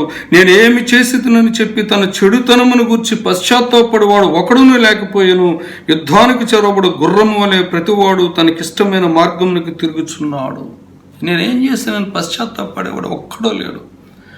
ప్రభు చూస్తున్నది అదే, ఒక్కడు లేడు. ఈ తెగులు రావడానికి కారణం ఏంటో ఆలోచించకుండా ఇష్టం వచ్చినట్టు ఉంటున్నారు. కానీ అసలు నేనేం తప్పు చేశాను, మేము చేసిన తప్పేంటి, నా దేశం చేసిన తప్పేంటి, నా కుటుంబం చేసిన తప్పేంటి అని ఏం ఆలోచించకుండా గుర్రం వలె తనకిష్టమైనటువంటి మార్గానికి, యుద్ధానికి చొరబడి గుర్రం వలె పనికిమాల మాటలు మాట్లాడుకుంటున్నారు. చైనా వచ్చిందని ఒకడు కప్పలు తిన్నాడు, కుక్కలు తిన్నాడు, గబ్బిలలు తిన్నాడు అని, ఆ దరిద్రలో వచ్చిందని ఇలాంటి మాటలే మాట్లాడుకుంటున్నారు. కానీ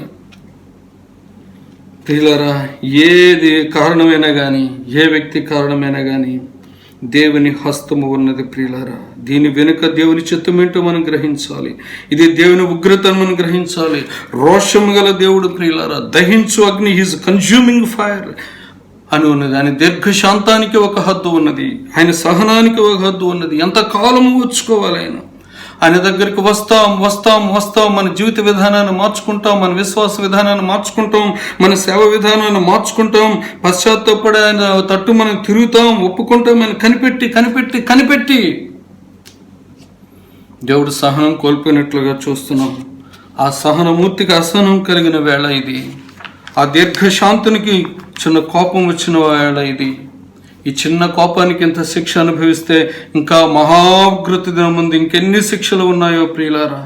ఆయన ఎంత కరుణా సంపన్నుడో అంత మహాకోపం కలవాడు ప్రియులారా. యెహోవాయే నిజమైన దేవుడు, ఆయనే జీవం గల దేవుడు, సదాకాలం ఆయనే రాజు. ఆయన ఉగ్రతకు భూమి కంపించును, జనములైన కోపంను సహింపలేవు అని ఉన్నది ప్రియులారా దేవుని వాక్యంలో.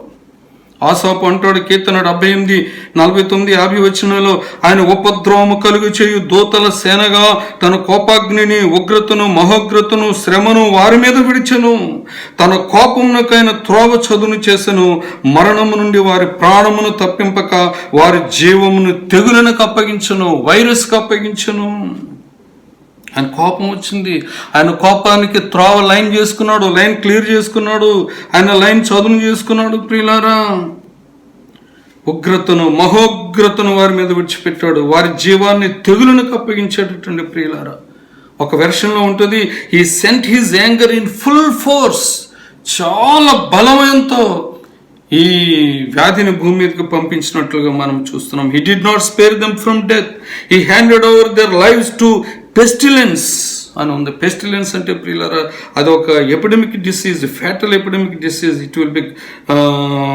It is caused by a virus are a parasite అని డిక్షనరీలో ఉంటుంది ప్రియులారా. ఏది ఏమైనా సృష్టికర్తకు అధికారం ఉన్నది, పుట్టించిన వానికి ఎంత అధికారం ఉన్నది కాబట్టి ప్రియులారా ఆయన ఏదైనా చేయగలడు. ఆయన కోపం వచ్చింది కనుక ఆయన ఆ తెగులును పంపించాడు, ఆ శిక్షను పంపించాడు ప్రియులారా. ఇంకొక మాట ఏంటంటే ఆయన భూలోకానికి త్వరలో రాబోతున్నాడు. ఆ దినం ఆసన్నమైంది. ఆయన రాకడకు ముందు జరిగేవన్నీ కూడా ఇలాంటివే. ఈయన వస్తున్నాడు అనడానికి స్వాగత సూచనలుగా ఉన్నాయి ప్రియులారా ఇవి. ఆయన రాకకు ముందు మంచి ఏమీ జరగదు, అన్ని ఇలాంటి కార్యాలే జరుగుతాయి ప్రియులారా. ఆయన రాకడకు ముందు ఏం జరుగుతుందో తెలుసా? హబక్కూకు గ్రంథం 3:5 ఉన్నది. ఆయనకు ముందు అంటే ఆయన రాకడకు ముందుగా తెగుళ్ళు నడుచుచున్నవి. ఆయనకు ముందు తెగుళ్ళు నడుచుచున్నవి అంటే అవి రారాజైనటువంటి యేసు రాకడకు ముందు మార్చింగ్ చేసుకుంటూ వస్తున్నాయి అన్నమాట. అదే ఇప్పుడు జరుగుతూ ఉంది. ఆయన పాదముల వెంట అగ్ని మెరుపులు వచ్చుచున్నవి. ఆయన నిలువబడగా భూమి కంపించును. ఆయన చూడగా జనులందరూ ఇటు అటు తొలగుదురు. ఆయన రాకడకు ముందు తెగులు నడుస్తూ ఉన్నాయి ప్రియులారా. వాటిలో కరోనా ఒకటి. ఉపద్రవము కలిగి చేయి దూతల నుండి సేనగా, ఆ దూతల ఉరుములు, భూకంపాలు, మహా తుఫానులు, సునామీలు, చాలా భయంకరమైన తెగుళ్ళు ఇంకా రాబోతూ ఉన్నాయి. ఆయన దహించు అగ్ని జ్వాలలతో యెహోవా దానిని శిక్షించును. ఒక ప్రశ్న అడగొచ్చు, అదేంటండి మరి మనం ప్రభువుని నమ్ముకున్నాం, నమ్మని వారితో పాటు నాకు వస్తుందా శిక్ష అంటే? ఎందుకు రాదు, ఎందుకు రాకూడదు? దుష్టులతో పాటు నీతిమంతులు కూడా ఒకసారి మరణించడానికి దేవుడు అనుమతిస్తూ ఉంటాడు ప్రియులారా. నీలో నాలో పవిత్రత లేకపోతే ఒక్కొక్కసారి శిక్షించడమే కాదు, ఒక్కొక్కసారి వారితో పాటు కూడా మనల్ని కూడా తీసేస్తాడు ఆయన చిత్తమైతే ప్రియులారా. అందుకే అంటాడు యెహెజ్కేలు 24:31 మనం చదివిన 24:31 కావున నేను నా క్రోధమును వారి మీద కుమ్మరింతును, వారి ప్రవర్తన ఫలము వారి మీదకి రప్పించి నా ఉగ్రత చేత వారిని దహిస్తాను. బీ కేర్ఫుల్ అంటున్నాడు ఆయన. Is consuming fire. నా ఉగ్రత చేత దహిస్తాను. ఈ కరోనా ఆపమని కొంతమంది సేవకులు ఎంత ప్రార్థన చేస్తున్నా ఎన్నో దినాల నుంచి చేస్తున్నారు. But God is not listening to our prayers ఇంతవరకు. ఎందుకు యెహెజ్కేలు 8:18 అంటాడు, నా చెవుల్లో ఎంత బిగ్గరగా మొరపెట్టినా నేను ఆలకించనంటున్నాడు. దేవుడు కూడా ఎంత కఠినంగా బిహేవ్ చేస్తున్నాడో చూడండి. నా చెవుల్లో ఎంత బిగ్గరగా మొరపెట్టినా, ఈ కరోనా తీసేయమని ఎంత అరిచినా నేను ఆలకించనంటున్నాడు. కారణం ఏంటో తెలుసా? దేవుని దీర్ఘశాంతాన్ని తృణీకరించేస్తున్నారండి. దేవుని యొక్క ఆ సహనాన్ని పరీక్షిస్తూ ఉన్నారండి. దేవుని యొక్క మంచితనాన్ని చులకనగా చూస్తూ ఉన్నారండి. దేవుని యొక్క పిలుపును ఖాతరు చేయడం లేదండి. హృదయాలను కఠినం చేసుకుంటున్నారండి. అపవిత్రమైన తమ హృదయాలను కడుక్కోమని ఎంత చెప్పినా, హృదయమైన ద్వారం దగ్గర నిలబడి నీ తలుపు తీయి అని ఎంత చేసినప్పటికీ కూడా దేవుని యొక్క దీర్ఘశాంతాన్ని తృణీకరిస్తూ ఉన్నారు. ఆయన దీర్ఘశాంతానికి హద్దు ఉందండి. ఆయనకు ఒక హద్దు ఉందండి ప్రియులారా. నువ్వు ఎంతగా మొరపెట్టినా ఆయన వినడం లేదు. ఎన్ని దినాల నుంచి ప్రార్థన చేస్తున్నాం కరోనా గురించి. ఇంతవరకు ఎక్కడైనా తగ్గుముఖం పట్టిందనే వార్త వచ్చిందా? రాలేదు. కారణం దేవుడు ప్రార్థన విననన్నాడు, అంతే. తల తిప్పేసుకున్నాడు ఆయన. యెహెజ్కేలు 14:13-14 ఉంటుంది. ఏ దేశమైతే విశ్వాసఘాతకమై నా దృష్టికి పాపం చేసిందో దానికి నేను విరోధిని, ఆహారం లేకుండా చేస్తాను, కరువును పంపించి మనుష్యులను పశువులను నిర్మూలన చేస్తాను అంటాడు ప్రియులారా. ఆ భాగం అంతా చదువుకుంటా పోతే నేను అందరినీ నిర్మూలన చేస్తాను అంటూ, ఒకవేళ మీలో నోవాహు లాంటి నీతిపరులు కానీ, దానియేలు లాంటి ప్రార్థనాపరులు కానీ, యోబు లాంటి యథార్థపరులు కానీ, అలాంటి వాళ్ళు దేశంలో కనుక ఉంటే తమ నీతి చేత తమను రక్షించుకుంటారు. కానీ ఆ ముగ్గురు దేశంలో ఉన్నప్పటికీ కూడా నేను వాళ్ళ కుమారులను కుమార్తెలను మారకపోతే నేను రక్షించను అంటున్నాడు ప్రియులారా. తమను తాము రక్షించుకుంటారు కానీ మాటకి వినకపోతే కొడుకులను కూతులను రక్షించుకోలేరు. ఇదే దేవుని వాక్కు అంటున్నాడు ప్రియులారా. దేశాన్ని పాడు చేస్తానంటున్నాడు.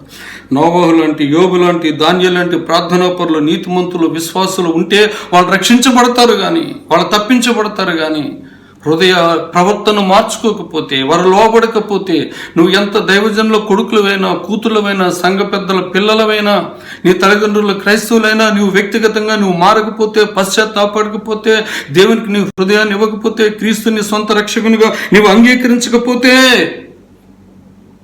నీ తల్లిదండ్రులు పరలోకానికి వెళ్తారు కానీ నువ్వు విడిచిపెడతావు. ఘోరమైన నాశనాన్ని నువ్వు చూస్తావు. 19వ వచనంలో ఉంటుంది, అట్టి దేశంలోనికి తెగులును పంపి వారి ప్రవర్తనను బట్టి నేను పాడు చేస్తానంటున్నాడు పిల్లలు. నీ ప్రవర్తన బట్టి, నీ ప్రవర్తన సరిగా ఉంటే దేవుడు కృప చూపించేవాడు. నీ ప్రవర్తన సరిలేదు కాబట్టి ఎన్నిసార్లు చెప్పినా, ఎన్నిసార్లు వాక్యం నీకు వినిపించినా, ఎన్నిసార్లు నేను గద్దించినా, ఎంతమంది సేవకుల ద్వారా మాట్లాడినప్పటికీ కూడా నీ వినలేదు కాబట్టి నీ మధ్యకు తెగులు నేను పంపిస్తాను అని అంటూ ఆఖరి వచనంలో ఉంటాడు, నేను నిష్కారణంగా ఈ పని చేయలేదని ఖచ్చితంగా తెలుసుకొని మీరు ఓదార్పు నొందుతారు అంటాడు ప్రియులారా. ఎస్, నేను కారణం లేకుండా మిమ్మల్ని శిక్షించడం లేదు, నేను కారణం లేకుండా ఏ పని చేయడం లేదు, నేను సరిగ్గానే చేశానని తప్పకుండా మీరు ఒప్పుకొని ఓదార్చుకుంటారు, అందుకే నేను అన్యాయస్తుని కాదు అని అంటున్నాడు ఆయన. ప్రియులారా, దేవుని కోపం ముందు మనం నిలబడలేం ప్రియులారా.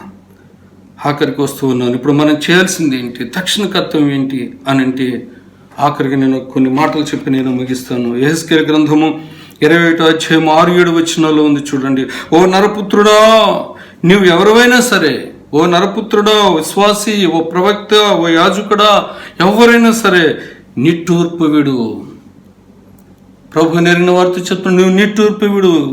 దేశ ప్రజలు చూస్తుంటుండగా నీ నడుము బద్దలుగునట్లు మనోదుఃఖముతో నిట్టూర్పును విడుచు. నీ నడుము బద్దలైపోవాలి. నువ్వు మామూలు ఏడుపు కాదు, మామూలు రోదన కాదు, మామూలు అంగలార్పు కాదు, మామూలు విజ్ఞాపన కాదు. నీ నడుము బద్దలుగునట్లు గొంతెత్తి దుఃఖముతో ప్రలాపించు. విజ్ఞాపన చేయి. స్టైలిష్ ప్రేయర్స్ కాదు, హైఫై ప్రేయర్స్ కాదు, ఏదో మెప్పు కోసం లేకపోతే దొంగ కన్నీళ్లు పెట్టుకుని ప్రార్థన చేయడం కాదు. నీ నడుము బద్దలయ్యేటట్టు కోని పట్టు కట్టుకుని ఏడు, కన్నీరు కాచు. 7వ వచనం అంటాడు, ఒకవేళ ఎందుకయ్యా నువ్వు అంతలా ఏడుస్తున్నావు అని ఒకవేళ ఎవరైనా అడిగితే చెప్పు, నాకు దుర్వార్త వినబడింది అని. అది ఏంటంటే శ్రమ దినము వచ్చుచున్నది అన్న వార్త వినబడింది అని వారికి చెప్పు. కరోనా దినాలు వచ్చినాయి, లక్షలాది మరణాలు జరుగుతూ ఉన్నాయని వార్త వినిపించింది. ఇంకా కొన్ని లక్షల మంది చనిపోతారట. ఇది అయ్యో, ఇది దుర్వార్త అని నడుము బద్దలయ్యేటట్టు ఏడు, ప్రజలందరి ముందు ఏడు, గుండెలు బాదుకుని ఏడు. ఆ రోజునట అలా ఉన్నప్పుడు అందరి గుండెలు కరిగిపోతాయట. చూడండి, యెహెజ్కేలు 21:6-7 నుంచి ఆ భాగాలు చదవండి. అందరి గుండెలు కరిగిపోతాయంట, చేతులు బలహీనమైపోతాయంట, అందరి మనసులు అధైర్యపడతాయంట, అందరి మోకాళ్ళు నీరవుతాయంట. ప్రియులారా, ఈ అందరి మోకాళ్ళు నీరవుతాయన్న మాటకు న్యూ ఇంటర్నేషనల్ వెర్షన్లో ఏమైందంటే వాళ్ళ కాళ్ళు వారి యూరిన్తో తడిసిపోతాయండి. అంటే ఉచ్చపోసుకుంటారు ప్రియులారా. దేవుని యొక్క కోపం ముందు, దేవునికి ముందు వాళ్ళు ఉచ్చపోసుకుంటారట. వార్త విని దేవుని ఉగ్రతలో ప్రియులారా తడిపేసుకుంటారట కాళ్ళు. క్షమించండి ఈ మాట ఇలా మాట్లాడినందుకు. ఇలాంటి పరిస్థితి రావడం కాదు, ఆల్రెడీ వచ్చేసిందని చెప్పు.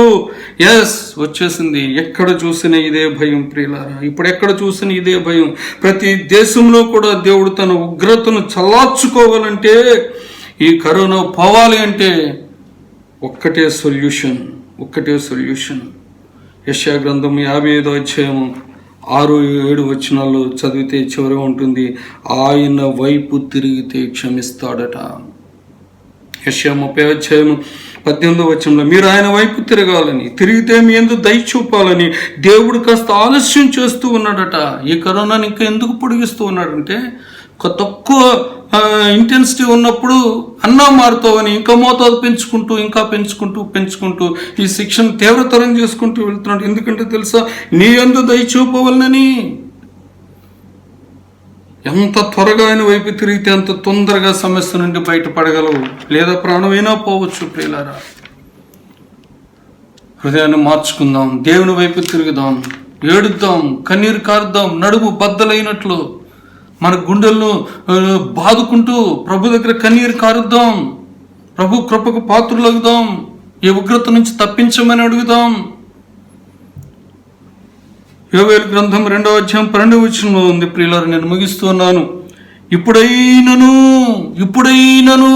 ఇన్ని మరణాలు జరుగుతున్న తర్వాత, ఇంత భయంకరమైన వార్తలు విన్న తర్వాత అయినను దేవుడు చెప్తున్నాడు, మీరు ఉపవాసం ఉండి కన్నీరు విడుచుచు దుఃఖించుచు మనఃపూర్వకముగా తిరిగి నా యొద్దకు రండి. ఉపవాసం ఉండి కన్నీరు కారుస్తూ దుఃఖపడుతూ పశ్చాత్తాపడుతూ గుండెలు బాదుకుంటూ, అయ్యా నన్ను క్షమించు, అయ్యా మా దేశాన్ని క్షమించు, మా పిల్లల పొరపాట్లు క్షమించని పశ్చాత్తాపంతో మనఃపూర్వకంగా తిరిగి నా యొద్దకు రండి. ఇప్పుడైనను తర్వాత 13-14 వచనాలు ఉంటుంది. మన దేవుడు కరుణావాత్స్యములు గలవాడును, శాంతమూర్తియు, అత్యంత కృపగలవాడునై ఉండి తాను చేయనుద్దేశించిన కీడును చేయక పశ్చాత్తాపడును గనుక మీ వస్త్రములను కాక మీ మలినమైన హృదయాలను చింపుకొని ఆయన తట్టు తిరుగుడి. మీరు వస్త్రాలు కాదు చింపుకోవడం, అయ్యో ఇదైపోయిందని తల ఎలా పీక్కోవడం కాదు, మీ మలినమైపోయిన హృదయాన్ని చింపుకుని ఆయన తట్టు తిరగండి. ఇంతవరకు లోకం తట్టు తిరిగి నీ ఇష్టానుసారంగా బ్రతికిన నీవు ఇప్పుడు చెప్తున్నాడు, నా తట్టు తిరగండి అంటున్నాడు. ప్రియులారా, అంటూ ఒకవేళ ఆయన మనస్సు త్రిప్పుకొని నువ్వు దుఃఖపడి ఉపవాసంతో కన్నీరు కారుస్తూ ఆయన దగ్గరకు వస్తే, ఆయన తట్టు తిరిగితే, ఒకవేళ, నేను గ్యారంటీ చెప్పట్లేదు, ఒకవేళ ఆయన మనస్సు త్రిప్పుకొని, ప్రభు కూడా తన మనస్సు తిప్పుకొని తను కూడా మనసు మార్చుకొని పశ్చాత్తాపడి ఒకవేళ నీకు దీవెన చేస్తాడేమో. నీ నైవేద్యాన్ని, పానార్పణని, నీ ప్రార్థనను, నీ విజ్ఞాపనను, నువ్వు గుండెలో బాదుకోవడాన్ని, ఇవన్నీ కూడా నీకు దీవెనగా అనుగ్రహిస్తాడేమో. ఒకవేళ అంటున్నాడు. ప్రియులారా, నీవు పశ్చాత్తాపడు, జరిగిన పరిస్థితిని బట్టి పశ్చాత్తాపడండి, వేడుకోండి. యోవేలు గ్రంథం 1వ అధ్యాయం 13-14 వచనాలు ఉంటుంది. యాజకులతో చెప్తున్నాడు, యాజకులారా, ఓ సోకాల్ పరిచారకులారా, సేవకులారా, ప్రవక్తలారా, గోనె పట్ట కట్టుకుని అంగలార్చండి. బలిపీఠం వద్ద పరిచర్య చేయవారులారా, రోదనము చేయండి. నా దేవుని పరిచారకులారా, గోనెపట్టు వేసుకుని రాత్రంతా గడపండి. నైవేద్యమును, పానార్పణమును మీ దేవుని మందిరమునకు రాకుండా నిలిచిపోయిన, అయ్యో ఎంత ఘోరం. విడిచిపెట్టండి, మీ సౌఖ్యాన్ని విడిచిపెట్టండి, మీ నిద్రను మానుకోండి, రోదనం చేయండి, అంగలార్చండి, గుండెలు బాదుకోండి, మీ యాజక వస్త్రాన్ని తీసివేయండి, మీ సూట్లు బూట్లు తీసివేయండి, మీరు వేసుకున్న ఆ బిషప్ అంగిలు తీసేయండి. రండి, కింద కూర్చుని మంచంలో దిగి గోనెపట్టు వేసుకుని నేల మీద కూర్చుని సాష్టాంగపడి గుండెలు బాదుకుని ఉపవాసంతో, దుఃఖంతో, కన్నీరుతో, అంగలారుస్తూ నీవు నేను కనుక ప్రార్థన చేసినట్లయితే, ప్రియులారా, ఒకవేళ దేవుడు మనసు త్రిప్పుకుంటాడేమో. ఉపవాస దినాన్ని ప్రతిష్ఠించండి, వ్రత దినాన్ని ఏర్పరచండి. దేవుణ్ణి బతిమాలుకోవడానికి పెద్దలను, దేశంలోని జనులందరినీ దేవుని మందిరంలోనికి సమకూర్చండి అని అంటున్నాడు. ప్రియులారా, ఈ వైరస్కి, ఈ తెగులుకి సొల్యూషన్, రెమెడీ ఏంటంటే రిపెంటెన్స్ బై ఎవ్రీవన్. దీనికి విరుగుడు ఏంటంటే ప్రతి ఒక్కరి పశ్చాత్తాపమే. ప్రభు దయామయుడే, కరుణామయుడే, కృపామయుడే, వాత్సల్యం చూపించేవాడే, నిత్యం కోపించేవాడు కాదు. ఒక్క నిమిషమే కోపం ఉంటుంది, కానీ కోపం ఒక్క నిమిషం ఉన్నా కానీ 60 సంవత్సరాల ఎఫెక్ట్ ఉంటుంది. ఆయన కోపం జాగ్రత్తగా ఉండాలి. ఆయన దహించు అగ్ని కూడా, ఆ అగ్ని రాజుకుంది. ఇప్పుడు జస్ట్ రాజుకుంది మాత్రమే. అది రాజుకున్నప్పుడే అది ఆరాలి అంటే, అది రగులుకోకముందే ఆరాలి అంటే మన కన్నీళ్లు మాత్రమే ఈ రాజుకున్న అగ్నిని ఆర్పగలవు ప్రియులారా. ఇంకా రగులుకోవడం మొదలు పెట్టిందంటే దాన్ని ఆపడం ఎవ్వరి తరం కాదు ప్రియులారా. ఆ రోజు త్వరలోనే ఉంది, ఆ రోజు త్వరలోనే రాబోతుంది. జస్ట్ ఇప్పుడు రాజుకుందంతే, తక్కువ ఇంటెన్సిటీతో ఉంది. ఇప్పుడైనా మారు మనసు పొంది పశ్చాత్తాపంతో కన్నీళ్లతో ప్రభు పాదాల మీద పడి క్షమించు నాయన, అయ్యా మా తప్పిదాల వల్ల ఇది జరిగింది, నీ తీర్పు న్యాయమైనది అని పాదాల మీద పడి అందరూ వాళ్ళ వీళ్ళని సేవకులు, యాజకులు, ప్రవక్తలు, అధిపతులు, ప్రజలు అందరూ కూడా అన్ని దేశాల వారు కూడా సాగిలపడి మనం కనుక అలా ప్రార్థన చేస్తే ఇంకా దేవుడు కరుణిస్తాడు. కృపావాత్సల్యం కలిగిన దేవుడు తన మనసును మార్చుకొని చేస్తానన్న కీడును మానేసి ఆయన మనకి మేలు చేస్తాడు ప్రియులారా. ఆయన అగ్ని, మరల చెప్తున్నాను, ప్రభువు యొక్క అగ్ని, ఆ రాజుకున్న అగ్ని ఆరాలి అంటే ఇప్పుడే కన్నీరు కార్చాలి. అది రగులుకోవడం మొదలుపెట్టిందా, నువ్వు ఎంత కన్నీరు కార్చినా అప్పుడు ఉపయోగం ఉండదు. అంచేత ఆ అగ్ని రగులు కొనక ముందే ఈ రాజుకుని జస్ట్ ఈ ఒక్క నిప్పు కణముతో ఉన్నప్పుడే మనం కన్నీళ్లతో కనుక నిప్పును ఆర్పగలిగితే, దేవుని కోపాన్ని ఆర్పగలిగితే దేవుడు మేలు చేసి కరోనా నుంచి మనల్ని విడిపిస్తాడు ప్రియులారా. భయం కలిగి మారు మనసు పొంది బ్రతుకులు మార్చుకుందాం, మన ప్రవర్తన మార్చుకుందాం, మన సేవా విధానాన్ని మార్చుకుందాం, ఆయన కోసం బ్రతుకుదాం, పౌరుషం కలిగి బ్రతుకుదాం. ఎందుకు వచ్చిందండి ఈ డబ్బు, ఎందుకు వచ్చిందండి ఈ పేరు, ఎందుకు వచ్చిందండి ఈ బ్రతుకులు, మార్చుకుందాం అంటే మార్చుకుందాం, జీవితాలు మార్చుకుందాం. లేదా ఇంకా ఎన్ని భయంకరమైన తెగుళ్ళు ఉన్నాయో, ఎంత భయంకరమైన కరువులు ఉన్నాయో, ఎన్ని ఉపద్రవాలు ఎదుర్కోవాలో, ఎంత ఘోష ఉందో ముందు, ఇప్పుడే సమయం ఉంటుండగానే, ఆయన అందుబాటులో ఉంటుండగానే, కృపాకాలం ఉంటుండగానే, ఈ చిన్న చిన్న తెగుళ్ళు ఉంటుండగానే వెంటనే తక్షణమే ప్రభుకి మీ జీవితాలను అర్పిస్తే, ఆ సృష్టికర్త అయినటువంటి దేవుని చేతిలో మన జీవితాలు పెట్టుకుంటే క్షేమం. ఒకవేళ మరణమే సంభవించిన, ఆ కరోనా తెగులుతోనే మనం చనిపోయినా, ప్రభువుని కనుక మనలో కలిగి ఉంటే ఖచ్చితంగా నిత్యరాజ్యములో ఆయనతో పాటు యుగ యుగములు మనం ఉంటాము తప్ప, ఒకవేళ ఈ సమయాన్ని కూడా ఉపయోగించుకోకుండా, ఈ కరోనా ద్వారా దేవుడు నీకు ఇచ్చిన తరుణాన్ని కూడా ఉపయోగించుకోకుండా నువ్వు ఇంకా మనసును కఠినం చేసుకుంటే, పాపంలోనే ఉంటూ ఆయన పిలుపుని ఖాతరు చేయకుండా నువ్వు అదే బ్రతుకు, అదే చెడుతనంతో, అదే బలత్కారంతో, అదే పాపంతో కనుక నువ్వు జీవిస్తూ అలాగే నువ్వు పాపంలో మరణిస్తే నిత్య అగ్ని, మహాదినం రాబోతున్నది. అగ్ని రగులుకుంటుంది, అక్కడ అగ్ని ఆరదు, పురుగు చావదు, అక్కడికి వెళ్లాల్సిందే. నిర్దాక్షిణ్యంగా నిన్ను గెంటేస్తాడైనా. ఇప్పుడైనా మనసు మార్చుకుని ఒకవేళ నీ వైపు తిరిగి నిన్ను చేర్చుకుంటాడేమో కానీ ఆ ఉగ్రతా దినము, మహా ఉగ్రత దినము నిన్ను ఎట్టి పరిస్థితుల్లో కూడా ఆయన నువ్వు ఎవరో అసలు నాకు తెలియదు, యూ గెట్ లాస్ట్ అని వెనక్కి నిర్దోషంగా పంపించేసే దేవుడు ఆయన. ఏమనుకుంటున్నారండి యేసుని గురించి? యేసు చేతిలో పడడం భయంకరమైన విషయం. ఎంత కృపామయుడో అంత రోషం కలిగిన దేవుడు. నువ్వు ఆయన్ని ప్రేమిస్తే, ఆయనకి ఇష్టమైనట్టుగా జీవిస్తే కృపావాత్సల్యాలు, నీ జీవితకాలమంతా కృపాక్షేమాలు నువ్వు చూస్తావు. ఆయన కాదని, ఆయన ప్రేమను కాదని, ఆయన పిలుపును కాదని, ఆయన మంచితనాన్ని లోకువ చేసి, ఆయన దీర్ఘశాంతాన్ని నువ్వు కాదని తృణీకరిస్తే ఎన్నిసార్లు గద్దించినా వినకపోతే నీకు ఇలాంటి భయంకరమైనటువంటి మరణాన్ని ఎదుర్కోక తప్పదని నేను దేవుని సేవలో, దేవుని కృపను బట్టి నేను దేవుని యొక్క సేవకునిగా నేను మీకు మాటలు అందిస్తూ ఉన్నాను. మరి జాగ్రత్త కలిగి జీవిద్దాం. మనం దేవుని చెప్పిన మాటలు మన హృదయాలు ఉంచుకుని ప్రభుకు మనం మనసులు ఇద్దాం. పశ్చాత్తాపడి మన పాపాలను ఒప్పుకుందాం. అలాగే ప్రభుత్వం ఇచ్చిన నిబంధనలు మనం పాటిస్తూ, సూచిస్తూ మన ప్రాణాలను కాపాడుకుంటూ ప్రభు రాకడ వరకు, లేక మన ప్రాణం పోయేంత వరకు నమ్మకంగా, రోషంగా, పౌరుషంగా మనము మగసిరి కలిగి జీవిద్దాం. పరిశుద్ధాత్మ దేవుడు అటువంటి గొప్ప కృప మనందరికీ దయచేయునుగాక.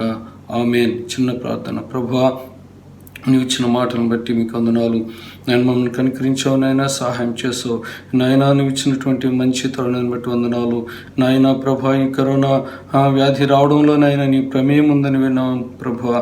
నాయన, నీ చిత్తం ఏంటో మాకు బయలుపరిచినాయన. దీని వెనుక నీ హృదయంలోని ఉద్దేశం ఏంటో మాకు బయలుపరిచినాయన. ఇదిగో వ్యాధి బారిన పడిన వారిని నాయన, ఆ వ్యాధిని తట్టుకునే శక్తి అనుగ్రహించమని నాయన, వారిని రక్షణలోనికి నడిపించమని నాయన, కుటుంబాలను ఆదరించమని నాయన నీ యొక్క మహాఉగ్రత దినముకు ముందే నాయనా నీ రాకకు ముందు తెగుళ్ళు నడుస్తాయని నాయన ఇటువంటి విపత్కర పరిస్థితులు వస్తాయని నువ్వు చెప్పావు నాయన. ఇవన్నీ నీ రాకడకు సూచన చిహ్నాలుగా ఉన్నాయి ప్రభా.